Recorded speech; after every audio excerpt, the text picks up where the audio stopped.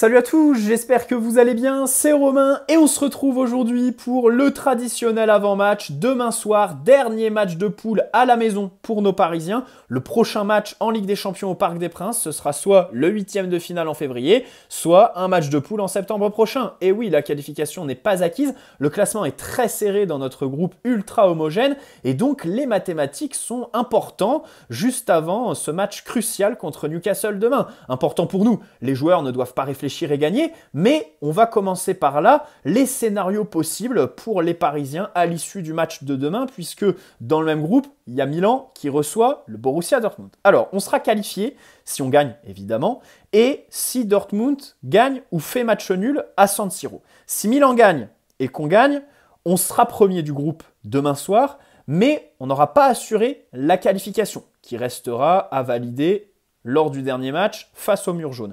Si on perd et que Milan gagne ou fait match nul, on devra aller s'imposer à Dortmund le 13 décembre. Voilà, on sera obligé d'aller gagner là-bas. Si on perd et que Dortmund gagne, c'est le pire des scénarios puisque on perdrait notre destin. C'est-à-dire qu'on ne serait pas éliminé dès demain soir. Il n'y a aucun scénario où on est éliminé demain.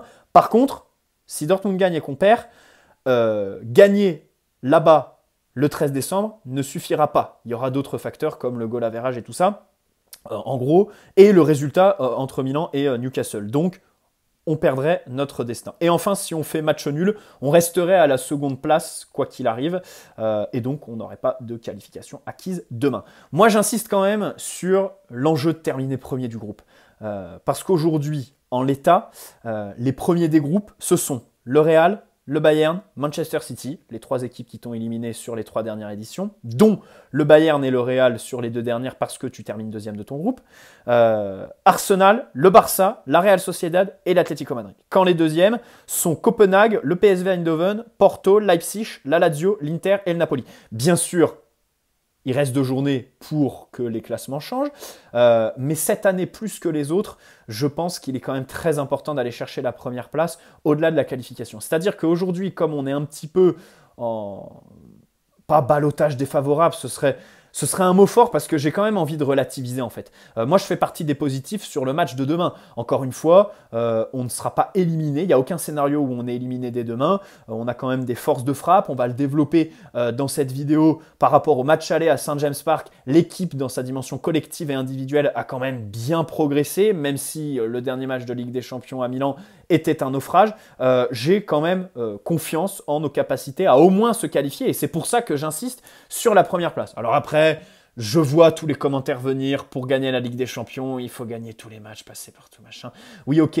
Le problème, c'est qu'après, au moment du tirage au sort, il faudra pas se plaindre des tirages faciles de Manchester City. Hein, même si eux, du fait de leur championnat anglais et des règles de l'UEFA, ils ont encore plus de chances de tomber sur des petits adversaires. C'est aussi et avant tout parce qu'ils écrasent à chaque fois leur poule, ils finissent premiers. Bref. Le match de demain, passons-y puisque ce sera un match très différent du match aller. D'abord parce que la structure en 4-2-4 avec 4 joueurs offensifs, 4 attaquants que Luis Enrique a aligné là-bas, normalement on ne l'aura pas demain puisqu'il ne l'a pas ressorti depuis. Voilà.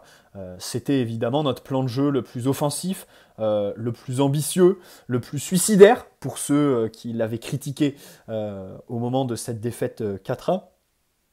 Je note aussi que, au moment de la défaite, le débat qui ressortait le plus dans les médias, c'était celui du milieu de terrain. Pourquoi Luis Enrique a mis Vitinha sur le banc? Pourquoi on joue qu'avec 2 milieux et 4 attaquants? C'est de la folie, c'est suicidaire.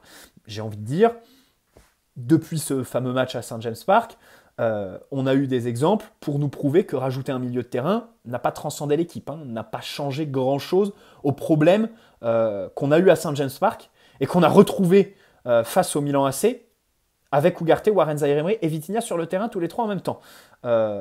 Donc ça déjà c'est un état de fait. Et puis ensuite je rajouterais, pour le cas de Vitinha, qui n'est pas assuré d'être titulaire demain. C'est un des joueurs dans le 11 qui est en ballottage avec d'autres. Ça montre que individuellement, c'est pas quelqu'un qui fait suprématie dans l'état d'esprit de Luis Enrique et des supporters. parce que les débats portent sur sa titularisation. Encore une fois, pour moi, ce n'est pas une question du nombre de milieux de terrain que tu vas mettre, mais de leur volonté, leur propension à aller chercher des joueurs entre les lignes, à se connecter avec les attaquants, à aller sur les côtés, créer des triangles, et techniquement, intrinsèquement, leur qualité pour contrôler de hauts buts, se retourner, faire des différences individuelles. Bon, je pense pas que ce soit les qualités qu'on colle instinctivement à Vitinha. Voilà. Le contexte aussi sera différent. Newcastle retrouvait son stade après 24 ans ou 25 ans sans Ligue des Champions. Là, ils seront à l'extérieur, au Parc des Princes, où nous, on est bien meilleur parce qu'on a l'assise défensive, on a le virage au tacle. Et d'ailleurs, on y reviendra en fin de vidéo, les joueurs et Luis Enrique ont insisté sur les supporters.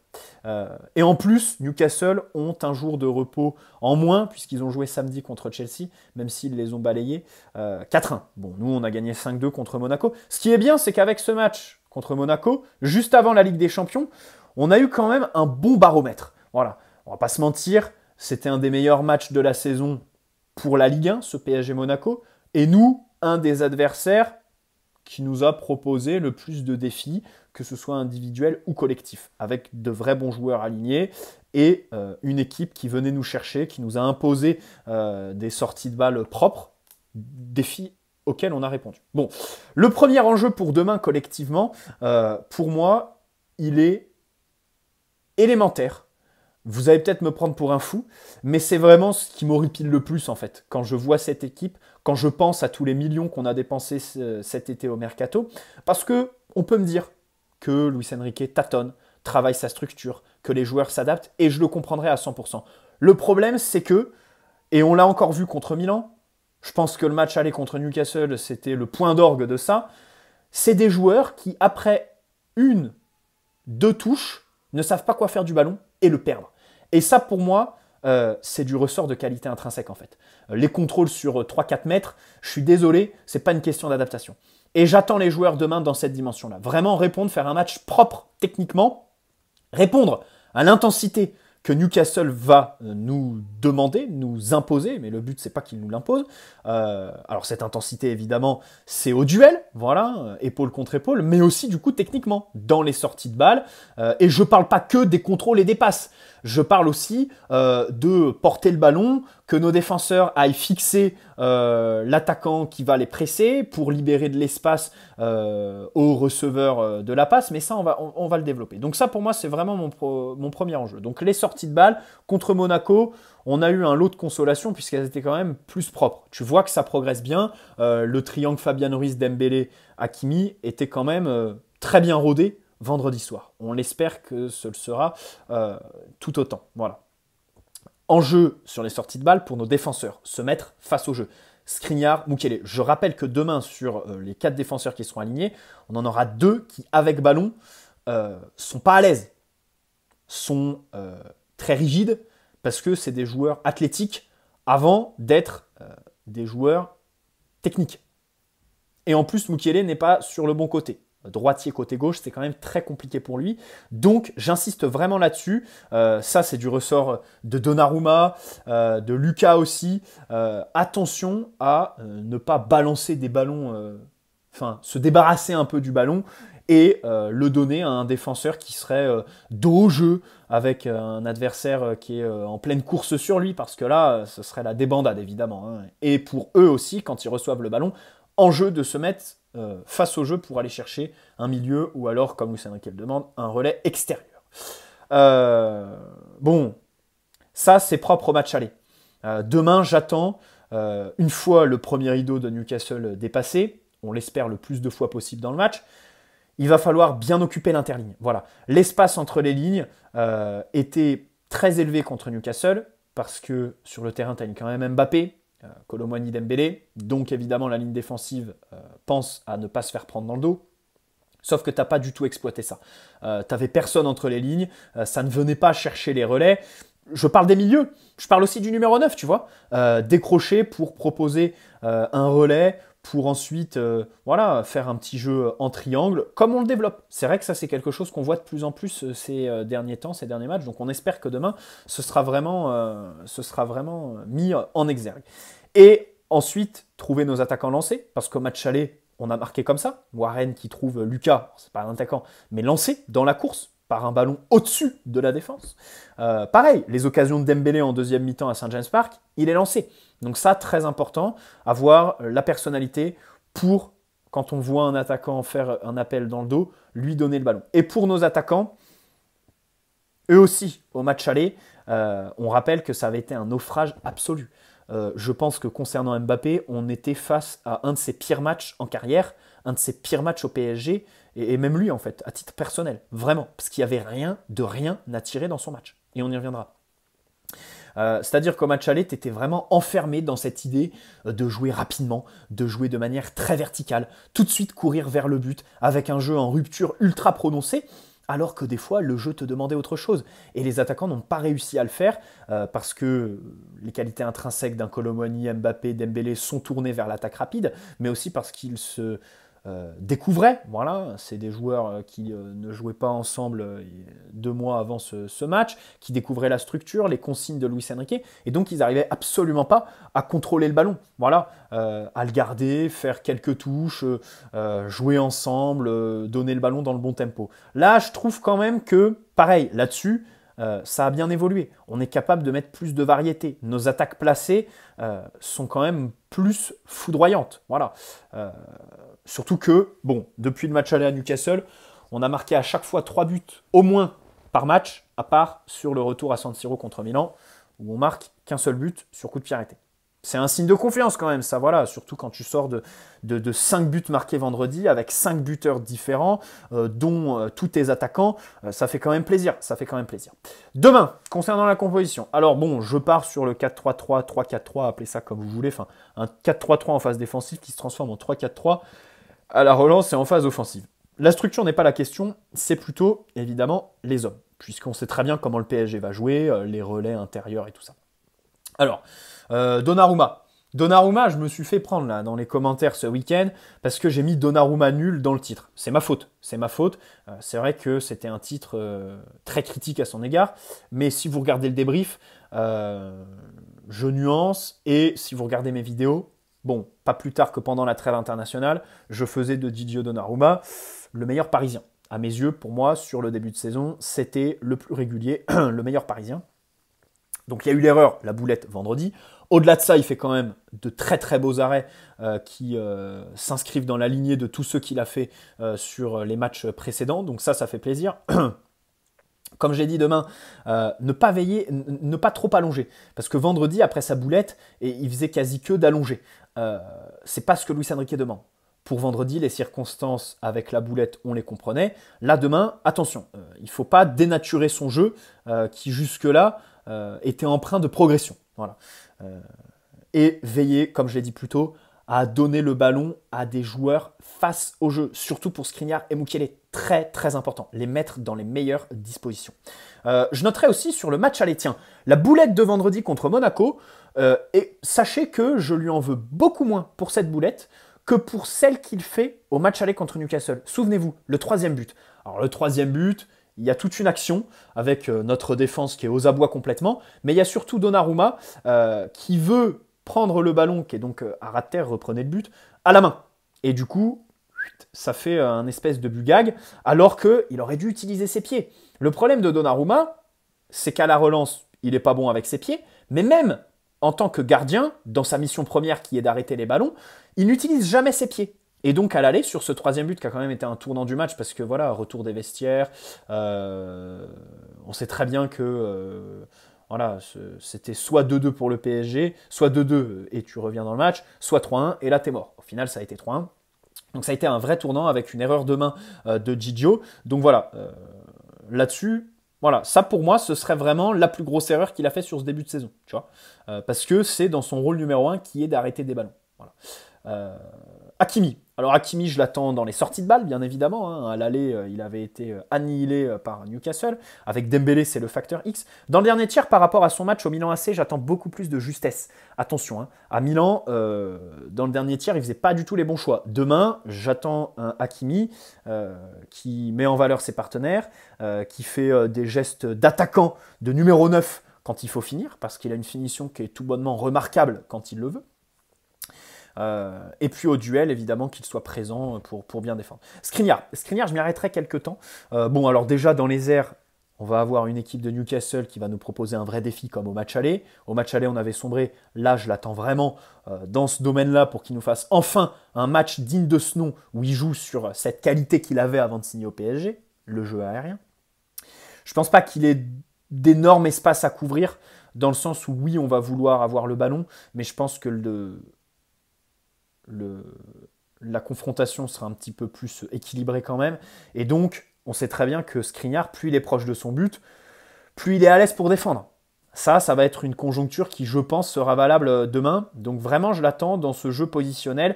Pas faire d'erreur, la concentration, les duels au sol, être très propre, parce qu'il a su l'être. Hein. Il ne fait pas non plus un ultra mauvais début de saison. Hein. Voilà, au match aller contre Milan, les duels au sol, il est plutôt bon. Dans les airs, c'est compliqué. Mais au sol, voilà. Par contre, avec ballon, ce côté droit était déjà la cible au match aller. Rappelez-vous avec Marquinhos, pourquoi Parce que nos défenseurs jettent des ballons.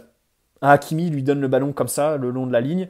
Et au final, pour l'adversaire, c'est très facile d'aller presser Hakimi, de se jeter sur lui, puisque le central parisien ne va pas aller fixer son vis-à-vis pour libérer de l'espace à Hakimi et donc lui laisser plus de temps pour contrôler et scanner le terrain. On est ultra prévisible. Donc demain, j'attends de Skriniar, une fois qu'il a reçu le ballon, de le porter. De pas tout de suite orienter son corps, orienter ses pieds sur Achraf Hakimi. Il est sur son côté fort, donc j'attends un effort là-dessus chez Skriniar pour aller fixer l'adversaire, pour permettre à Hakimi quand même d'avoir un petit peu plus d'espace, tu vois, parce que nos défenseurs ont un rôle à jouer. Ils doivent porter le ballon. Marquinhos ne le fait pas. C'est un grand défaut chez lui. Surtout que Marquinhos, lui, il l'a déjà fait au cours de sa carrière, mais il l'a abandonné sur les 2-3 dernières saisons. Voilà, cette capacité à aller porter le ballon. Je ne demande pas à Skriniar de faire des renversements sur le côté gauche vers Mbappé, qui nous ferait beaucoup de bien. Mais je sais que Skriniar n'en est pas capable. Par contre, ça, aller fixer pour que Hakimi soit mis dans de meilleures dispositions et aussi, techniquement, dans l'exécution de la passe, faire des passes dans la course, très important. Hakimi, quand il reçoit le ballon arrêté, c'est très différent que quand il est lancé. Alors parfois, c'est lui qui va arrêter sa course tout seul. Et là, j'en veux à Hakimi parce que quand il est arrêté, c'est très compliqué pour lui en fait. Donc là, Skriniar, bien veiller à lui mettre les ballons dans la course pour qu'Hakimi soit lancé. C'est là qu'il est dévastateur en fait, quand il fait son petit contrôle qui ne l'arrête pas. Et ensuite, voilà, où il le porte, où il est lancé, il a cette espèce de puissance. Là, il est bien meilleur, il joue sur son instinct. Par contre, quand il est arrêté, il peut vite déchanter et te redonner un ballon à l'adversaire qui va terminer en contre-éclair et occasion de but. Parce que Hakimi, à la relance, parfois, il donne des ballons faciles à l'adversaire. Donc voilà, de gros enjeux sur Skriniar demain à la relance, parce qu'à un moment donné, voilà, ça va 2 minutes, quoi. On peut mettre la responsabilité des cadres que sont Hakimi, Dembélé, mais les défenseurs centraux, j'attends aussi que ce soit nos premiers attaquants, en fait, tu vois. Nos attaquants sont nos premiers défenseurs, nos défenseurs sont nos premiers attaquants, en portant le ballon, en allant fixer son vis-à-vis. Lucas Hernandez, je le garde dans l'axe, parce qu'il a fait un bon match contre Monaco vendredi, parce qu'il a évidemment à la relance beaucoup plus de qualité que Skriniar. Lui, par contre, j'attends des renversements vers Dembélé. Voilà. Quand le jeu est orienté sur le côté gauche, qu'il n'aille pas nous la donner à Mukiele, qu'il aille chercher Dembélé de l'autre côté. Voilà. Il t'apporte une vraie plus-value à la relance. Ça, on doit le noter, tout simplement. Et je vais spoiler qui je mets relayeur gauche, Lee Kangin. Je titularise Lee Kangin devant, pourquoi ? Parce qu'il serait du coup sur le même côté que Lucas Hernandez, qui a de la personnalité à la relance et qui va donc pouvoir chercher Lee Kangin entre les lignes. Voilà, sachant que Lee Kangin est tout à fait capable de contrôler de haut but, de se retourner, je le mets donc relayeur gauche sur le circuit de passe de Lucas Hernandez pour avoir aussi cette option, parce qu'à un moment donné, jouer sur les côtés, c'est bien, mais l'intérieur du jeu, c'est mieux. Surtout si tu envoies le ballon vers un joueur qui a des qualités techniques individuelles, voilà, pour se retourner. Et donc, je titularise Lee Kangin sur le côté gauche, le même que Lucas. Mukiele, bon, avec ballon, j'en attends rien.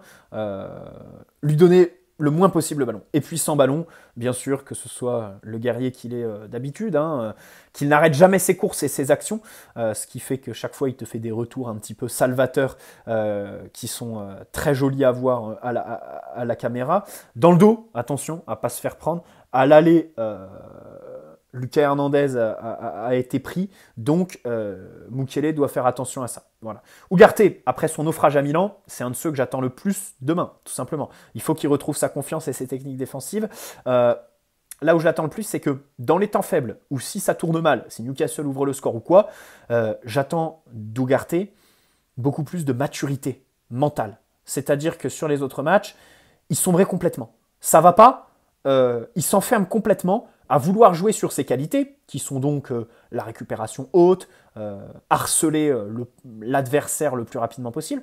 Et donc, ça donnait un milieu de terrain qui courait n'importe où, n'importe comment, comme un dératé, et qui au final ne récupérait pas un seul ballon, parce qu'il avait complètement déconnecté son cerveau du jeu et de ses pieds. Voilà. Et qui, de plus, fait des fautes, puisqu'il ne maîtrisait pas du coup ses gestes techniques défensifs. Donc là-dessus, je l'attends vraiment. Ugarte, c'est normal, hein, il n'y a pas de référence en Ligue des Champions avant de signer au PSG, donc là-dessus, on l'attend. Bon, Fabien Ruiz, comme j'ai dit ce week-end, Fabien Ruiz, donc je titularise demain relayeur droit, je repars complètement à zéro avec lui. C'est-à-dire que pour le match de demain, je vais oublier la bonne dynamique qu'il a depuis quelques temps. Parce que pour moi, la Ligue des Champions n'est pas la Ligue 1, et c'est d'autant plus marqué pour Fabien Ruiz. Sous pression, au duel, je l'attends vraiment, et ça va être tout autre que ce qu'il a à faire en Ligue 1, tout simplement. Déjà vendredi, avec ballon, il est très bon. À la construction, le triangle avec Dembélé, Hakimi. Mais sans ballon, il court beaucoup, mais parfois, c'est pas à bon escient dans le sens où une fois qu'il arrive au contact, il met pas assez d'impact. Et du coup, il sert pas à grand-chose. Donc là-dessus, demain, j'attends évidemment un Fabian Ruiz à la hauteur sur le côté athlétique, tout simplement. Donc je mets Likanguin relayeur gauche, hein, voilà. Moi j'aime bien Vitinha, j'ai rien contre lui, il a encore marqué vendredi soir, mais ça suffit quoi. Cette équipe, elle a besoin de joueurs qui savent dicter le tempo, ou au moins, avant de dicter le tempo, s'adapter au tempo que le match t'impose, en fait. Parce que il y a dicter le tempo, ça c'est les top joueurs, et juste avant ces top joueurs, il y a ceux qui savent quoi faire en fonction de la physionomie du match. Et on a trop peu de joueurs comme ça. Gonzalo Ramos, typiquement, c'est quelqu'un qui est complètement déconnecté des événements à chaque fois qu'il reçoit le ballon. Mbappé, c'est un grand défaut quand ça va mal chez lui. Ugarte, je viens de développer pourquoi. Donc, pour moi, Likanguin, c'est le joueur le plus à même de coller avec ce que je recherche donc. Quelqu'un qui est capable savoir quoi faire en fonction de ce que le match te demande, mais aussi de ce que l'action te demande. Voilà. À savoir, pas nous faire une Kolo Muani ou une Mbappé, à contrôler le ballon et tout de suite se retourner comme un dingo, aller chercher le but. Non. Pourquoi pas faire la touche de plus, prendre un relais au milieu de terrain, faire un dribble quand il le faut, voilà, trouver appui avec son numéro 9, bref, et puis les qualités techniques, sans ballon, il est très électrique, il sait très bien se déplacer, ses techniques défensives sont très bonnes, et sa finition aussi est très intéressante. Il m'a surpris dans cette dimension-là depuis ses débuts du mois d'octobre, parce qu'au mois d'août, on l'a peu vu, puis après, il est parti avec sa sélection. Dembélé, il sort de son meilleur match, je pense, au PSG contre Monaco. Il a marqué son premier but, donc normalement, il doit capitaliser sur tout ça. Voilà.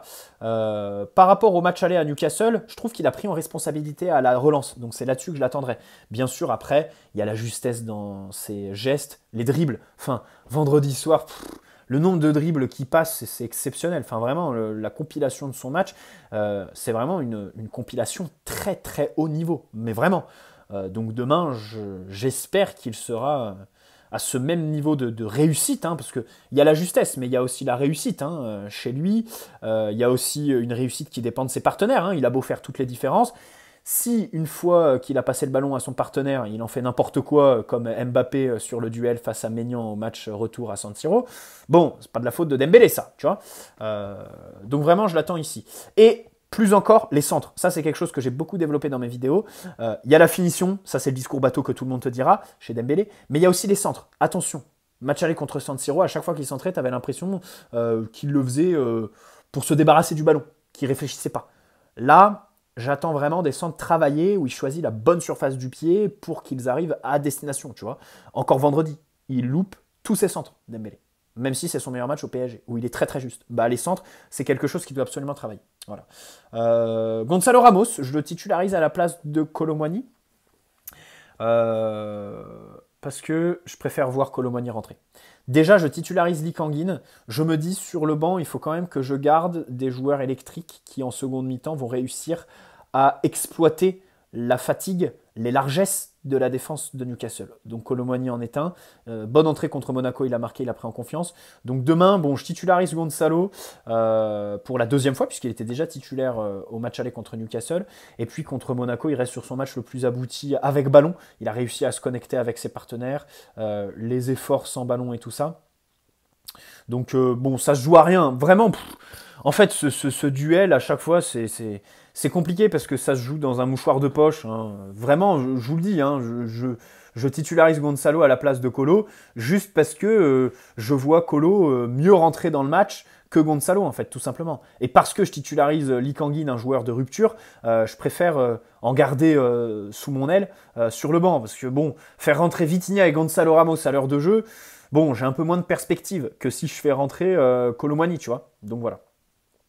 Mbappé, gros enjeu. Mbappé, gros enjeu, et encore une fois, c'est un motif d'espoir. Pourquoi? Parce que bon, c'est le meilleur joueur de l'équipe, c'est censé être le leader de l'équipe. En Ligue des Champions, c'est quand même lui qui t'ouvre le score contre le Milan au match aller, alors que tu es dans un temps faible. Voilà. Comme je l'ai dit, son match aller à St. James Park, c'était un de ses pires sur sa carrière. C'est-à-dire qu'à San Siro contre Milan, il a quand même 2 occasions, qu'il loupe certes, mais il y a des occasions. Là, à Newcastle, faut attendre le dernier quart d'heure pour qu'il y ait des prémices d'occasion. Sinon, il n'y a rien à tirer de son match. C'est vraiment un de ses pires matchs au PSG. Je pèse mes mots, vraiment. J'ai revu le match. C'est complètement... c'est catastrophique ce qu'on a vu de lui. Et donc, comme il ne peut pas faire pire, on se dit que demain, un Mbappé, même un poil meilleur, ça changerait quand même quelques petites choses pour nous, pour Newcastle, par rapport au match aller. Voilà, je l'attends avec d'abord sur sa finition, bien sûr, et puis dans le jeu, un joueur connecté avec les événements, hein, qui fait les gestes justes quand il décroche. On en a vu quelques prémices contre Monaco vendredi, même si c'était encore un match très moyen de sa part. J'espère que demain, on va voir le grand Mbappé, parce que bah voilà, c'est dans ces moments-là qu'on l'attend tout simplement. Voilà. Et je rappelle qu'on l'a prolongé à 70 plaques minimum l'année. Voilà. Alors, je terminerai sur les supporters. Dembélé l'a fait ce week-end. Luis Enrique, en conférence de presse aujourd'hui, demandait au public d'être présent. Voilà. Et Luis Enrique a insisté, a précisé un public présent dans les moments difficiles. Alors, est-ce que ce sont 2 déclarations anodines d'un joueur et de son entraîneur qui demandent au public d'être présent? Ou alors, est-ce qu'il faut aller plus loin en se demandant...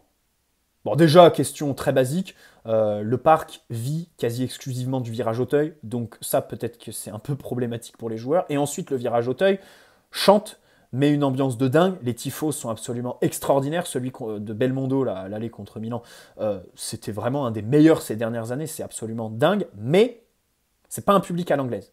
Et quand Luis Enrique parle de supporter dans les moments difficiles, je pense qu'il fait référence à ça. C'est-à-dire que le parc chante, mais ne vit pas vraiment au rythme du match. C'est-à-dire que s'il y a un corner, si on a une grosse occasion, le public va pas pousser son équipe comme des fous, tu vois. Et limite, c'est pas du ressort du virage Auteuil, ça, tu vois. C'est plus aussi au public des autres tribunes de le faire, tu vois. Donc voilà, ce stade qui chante, est-ce que Luis Enrique demande pas derrière cette déclaration au stade de réagir un petit peu plus en fonction des événements que le match propose? C'est une simple question que j'ouvre parce qu'elle est, je la trouve très, très pertinente. Et encore une fois, c'est pas une critique envers le Cup qui ont une grande diversité de chants, qui font les tifos. Je m'adresse d'abord et avant tout aux autres tribunes, même si on pourrait aussi ouvrir le cas du Cup, qui pourrait aussi réagir un petit peu plus au match. Mais avant tout, les tribunes Paris, Boulogne, bon, Borelli, voilà, c'est les chefs d'entreprise. On va pas leur demander de jeter le costard et d'arracher les boutons de la chemise. Mais voilà, en face, pareil, quand il y a un corner et tout ça, crier, voilà, quand il y a des occasions fortes pour Newcastle, vraiment pousser l'équipe. Voilà, c'est peut-être quelque chose qui manque un petit peu à ce Parc des Princes. Bonne soirée à tous, n'hésitez pas à poser un like si cette vidéo vous a plu, elle était très longue. On se retrouve demain pour le débrief. Ciao les amis.